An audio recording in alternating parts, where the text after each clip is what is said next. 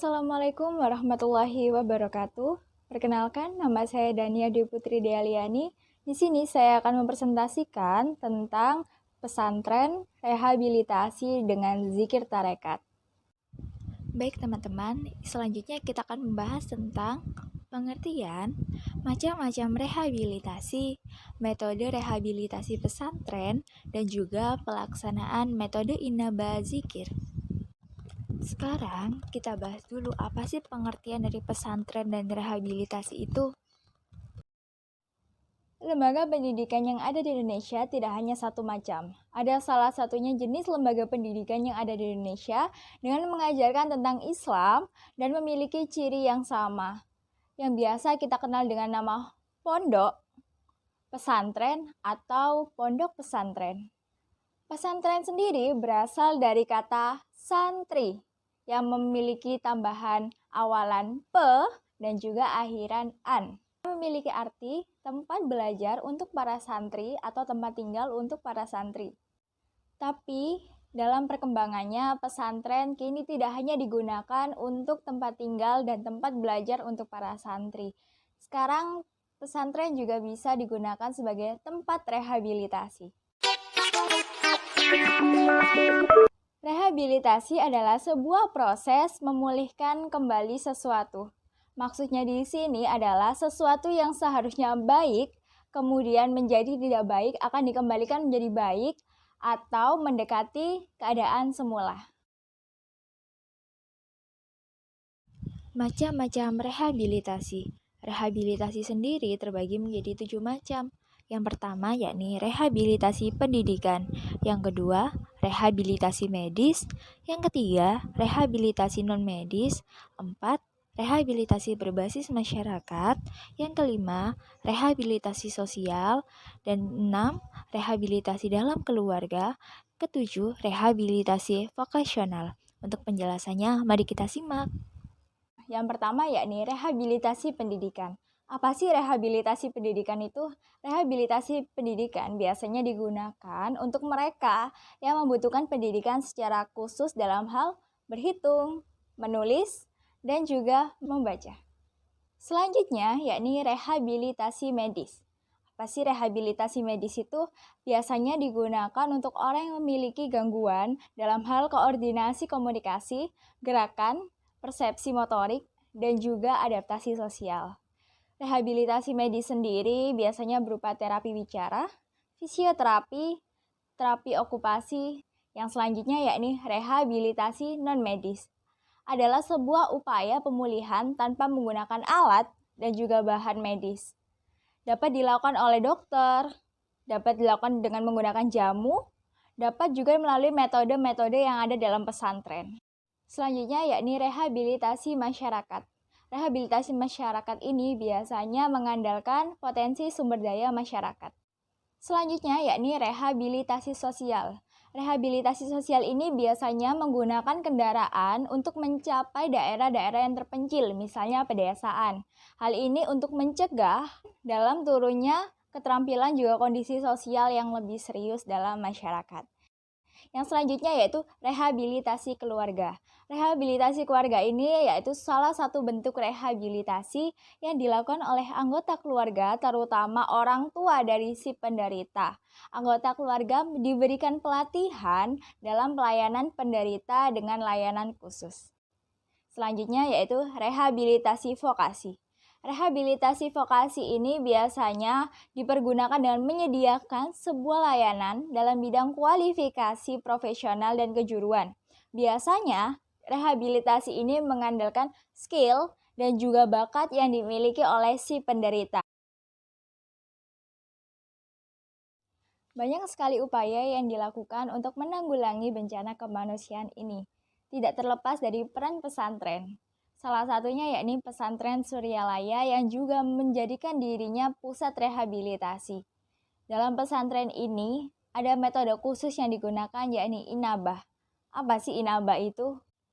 Inabah sendiri yakni berasal dari bahasa Arab yakni anaba yunibu yang artinya mengembalikan. Atau yang dimaksud adalah mengembalikan atau memulihkan. Maksudnya di sini adalah seseorang yang berada jauh dari jalan Allah menuju dekat dengan jalan Allah. Metode inaba ini ditemukan oleh Aba Anom. Tentu saja metode ini sangat berbeda dengan rehabilitasi yang dilakukan oleh lembaga-lembaga lainnya. Dalam pengobatannya sendiri, biasanya pondok pesantren Inaba menggunakan metode ketasawufan yang berasal dari tarekat Qadiriyah wa Naqsabandiyah. Yang pertama yakni mandi taubat, kedua sholat, ketiga zikir.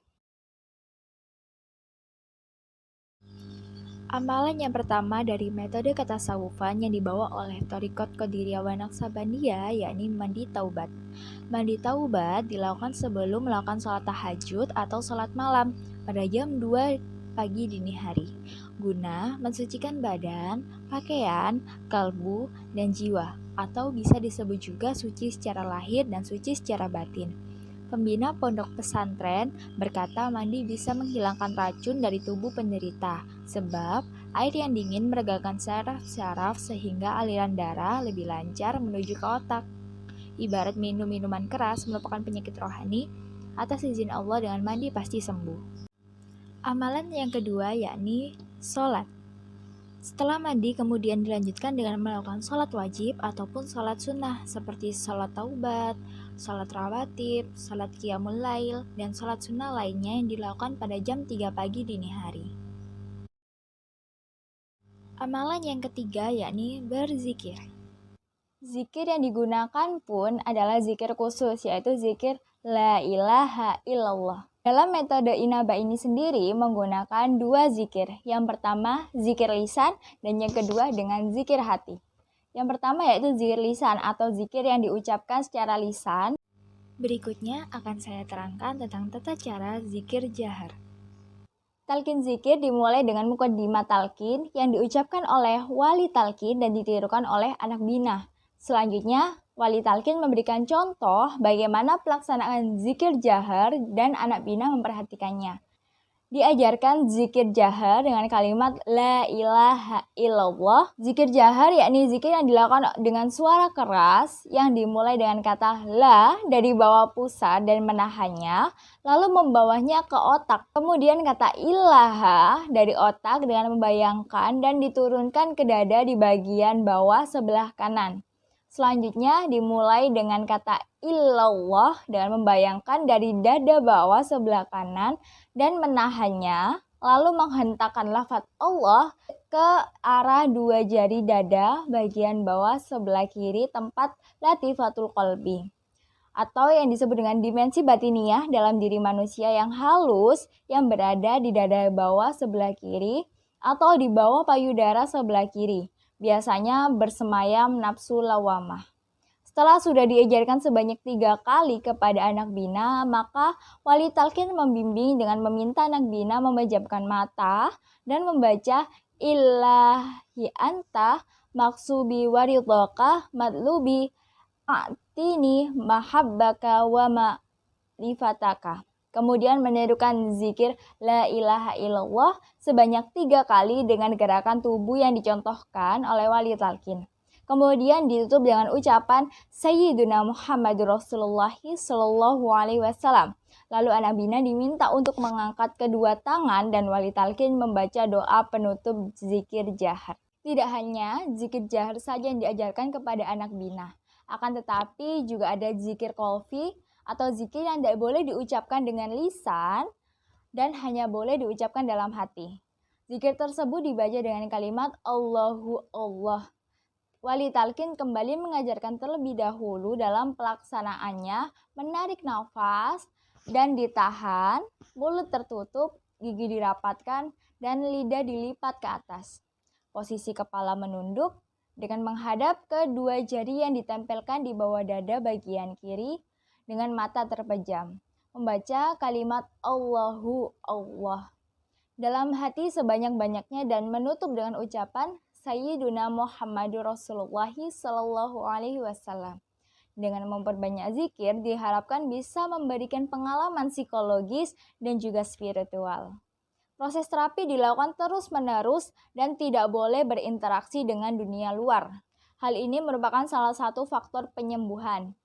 Karena anak bina mau tidak mau harus mengikuti peraturan yang ada di dalam pesantren dan juga kegiatan-kegiatan yang ada di dalam pesantren tersebut.